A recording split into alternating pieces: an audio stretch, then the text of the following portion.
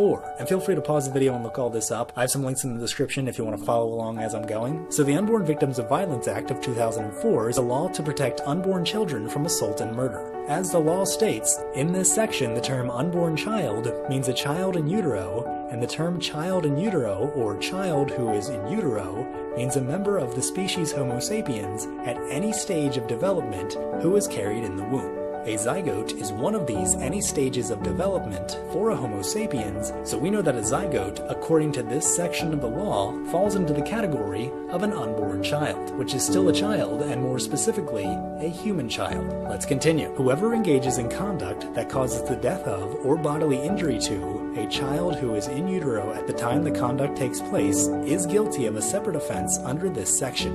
The punishment for that separate offense is the same as the punishment provided under federal law for that conduct had that injury or death occurred to the unborn child's mother. An offense under this section does not require proof that the person engaging in the conduct had knowledge or should have had knowledge that the victim of the underlying offense was pregnant. An offense under this section does not require proof that the defendant intended to cause the death of or bodily injury to the unborn child. And on top of all that, if the person engaging in the conduct thereby intentionally kills or attempts to kill the unborn child, that person shall be punished for intentionally killing or attempting to kill a human being. So, according to the law, from the moment of conception at any stage of development for a member of the species Homo sapiens, if a person were to kill that unborn child, then that person can be punished for killing a human being. And what was RJ's definition of murder? Murder, which is defined as the unlawful and premeditated killing of one person by another person. So now, according to both the law and RJ's definition of murder, you can be found guilty of murder if you kill a human being from the moment of conception onwards. RJ's claim is specifically about abortion, so let's continue to look at that law. This section of the law also includes a clarification. Nothing in this section shall be construed to permit the prosecution of any person for conduct relating to an abortion for which the consent of the pregnant woman or person authorized by law to act on her behalf has been obtained, or for which such consent is implied by law. Nothing in this section shall be construed to permit the prosecution of any person for any medical treatment of the pregnant woman or her unborn child, or nothing in this section shall be construed to permit the prosecution of any woman with respect to her unborn child. So these are three specific groups that are exempt from prosecution with this section of the law. But we already know from the law and from RJ's definition of murder that killing a child at any stage of development is murder. So what is this special section telling us? Is it saying that these three groups have not committed murder? Or is it simply saying that this section shall not be construed to permit the prosecution of these three groups? It's saying that if a mother has an abortion, they can't be prosecuted with this section of the law. It's not saying that the abortion isn't a murder. According to RJ's definition and the law, a murder does take place with every single abortion. This section of the law is just saying that the mother cannot be prosecuted under this section of the law. Just because someone isn't prosecuted for something doesn't mean that they didn't do that something.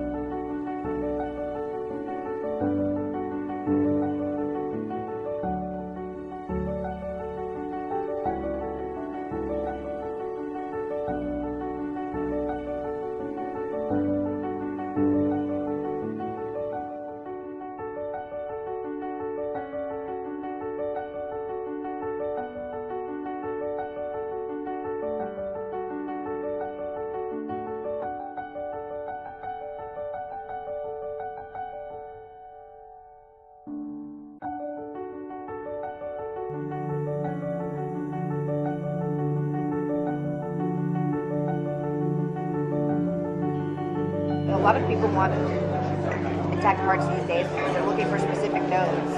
AB nodes, SA. I was like, wow, I didn't even know. Good for them. Yesterday was the first time she said people wanted lungs.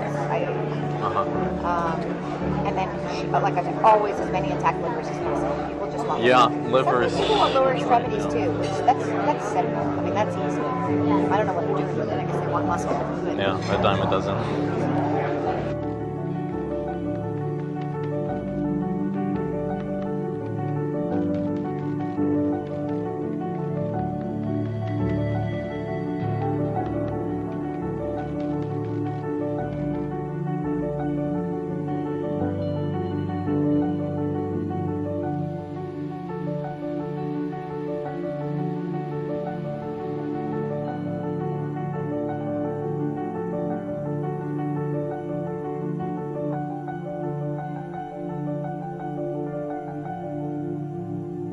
I'm the medical director for the national office for all of the affiliates. So I say, okay, what are you looking to supply today? We've been very good at getting heart, lung, liver.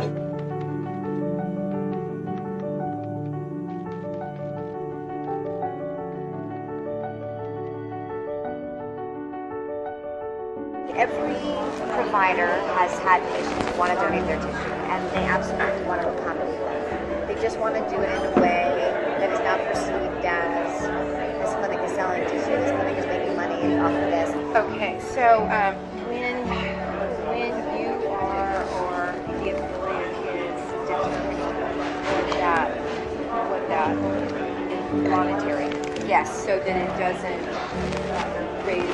raise any question of this is what it's about, this is the main. What price range would you? You know, I'm going to throw a number out. I would say it's probably anywhere from $30 to $100, depending on the facility and what's involved. The $30 to $100 price, that's per specimen that we're talking about, right? Yeah. Yes. The $30 to $100 price, that's per specimen that we're talking about, right? Yeah. Yes. How much of a difference can that actually make if you know what's expected or what we need versus? It makes a huge difference. I'd say a lot of people want liver, and for that reason, most providers will do this case under ultrasound guidance, so they'll know where they're putting their forceps.